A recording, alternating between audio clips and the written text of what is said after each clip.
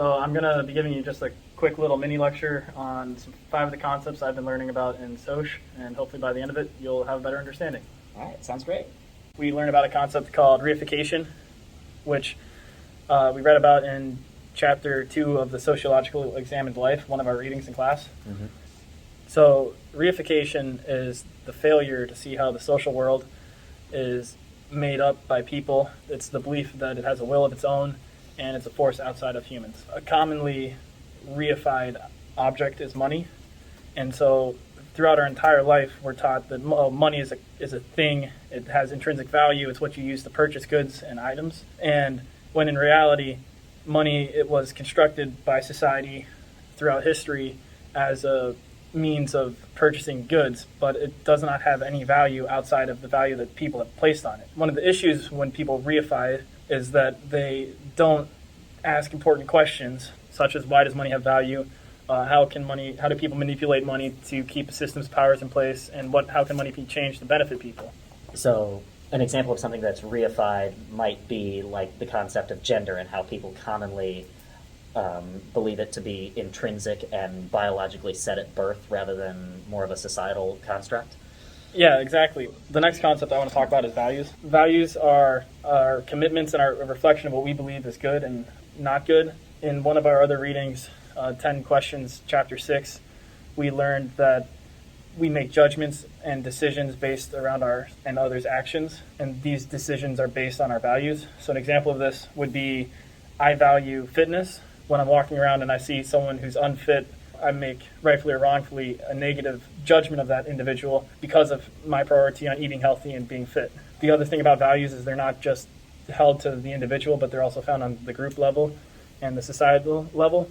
And so the values that the individual have will often go hand in hand within the values of the society. So it's important to recognize and understand the values as they are the basis for the belief systems for that individual in the society, and can help you understand why they might act the way they do. Moving on to the next topic, which is closely linked to the last topic of values, is ethnocentrism, which in 10 Questions, Chapter 6, we kind of read about how a group of people tend to have a tendency to believe that their group is better and their values are more right than others who are outside of their group. And so it's almost inevitable that once a group is formed, that ethnocentrism will occur, as when the group continues to interact and share more time together, they'll develop similar qualities and values. In class, we had a reading called The Body Rituals of the Nakarema. Within it, the author gives details about the research on this obscure group and some of their cultural practices. And I found myself, while I was reading it, making judgments and comparing it to America and America's cultures, and I was kind of finding myself thinking, wow, these are really weird. And then in the end of the reading, it's revealed that the Nakarema is actually just Americans backwards, which was really helpful for me to see how ethnocentrism works in action. The danger with ethnocentrism is it can lead to toxic traits within the group, where the individuals of the group tend to just blindly follow the values of the group. So can ethnocentrism occur like within a larger culture, within like the subsets of a larger culture, or is it specifically something that might occur between two entirely separate cultures? Yeah, so ethnocentrism can occur within subsets of a larger culture. For example, you have Grinnell College. The whole culture of the college, so everyone here was a high academic student, and so we have similar values when it comes to that. But then you also have the subset groups of athletes and non-athletes. The athletes will have certain values, such as prioritizing sports and being active, whereas non-athletes might prioritize maybe being a little more studious. And so each group might make a judgment on the other, saying like, oh, they don't work out as much, or oh, they don't spend as many hours studying. Realistically, we're all still have the same Grinnellian values of probably being a little more liberal. The next concept I want to talk about is deviance. And deviance is kind of linked to values and ethnocentrism, what we've been talking about. And in Chapter 6 of the Sociologically Examined Life, it kind of explained deviance as being as occurring whenever there are individuals in a culture who disagree with and commit acts that violate the values of that culture. And so those individuals would be viewed as deviants to that culture, and their actions and values would be a deviance from that culture. In class on September 6th, Professor Snook talked about how nothing is inherently deviant, and that the label of deviance largely depends on the reaction of the group. So basically, deviance is the process of committing an act that may or may not go against the values of the group that you are currently in, and then the reaction of that group to the act that you committed. And so, depending on the group you are in, when you are part of that group, and how that group reacts to the act that you commit, the same act could be labeled as deviant, or it could just be an ordinary aspect of what the group does.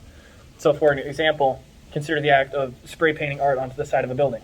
If I'm a school student and I'm spray painting on the side of a school, then that act is going to be outside of the values of the school and what a student should do. So I'll probably go in front of the principal. The principal will label my act as vandalism, and I'll be punished. Whereas, say I was an artist and I was spray painting the side of like a wall, and people recognized my work, I would probably be praised, and my act would be within the group of an artist. So it's just depending on the group you're in and the act you commit. When you commit it, deviance can change over time. So I'm a little confused. Like, a deviant behavior isn't necessarily set, but it can change?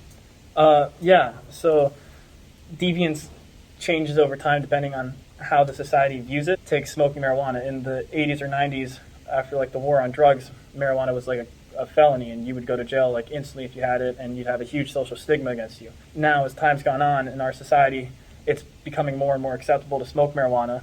So the same act that once like labels you as like deviant is now a lot of people smoke marijuana, and there's not nearly as much stigma against it. The last concept I want to talk about is roles.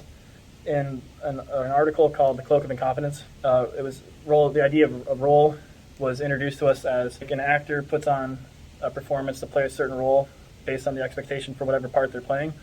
So too do individuals in a society put on a role to play whatever part that people expect them to. For example, I was a good student in high school, but I also played basketball. When I would go to class, I knew what kind of role the teachers expected of me as a good student, so I'd seem excited, I'd participate in class, I'd study hard, and I'd get all my work done.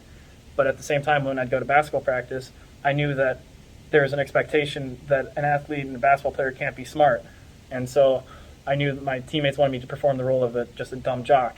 So I would pretend to be stupid, I would make dumb jokes, and I would just like work hard. I'd complain about school, even though I didn't necessarily have that opinion on the inside. I played basketball too, so I guess I played a similar set of roles, but I just never really thought of it that way. Hopefully I was able to teach you some things. Thanks. Thank you.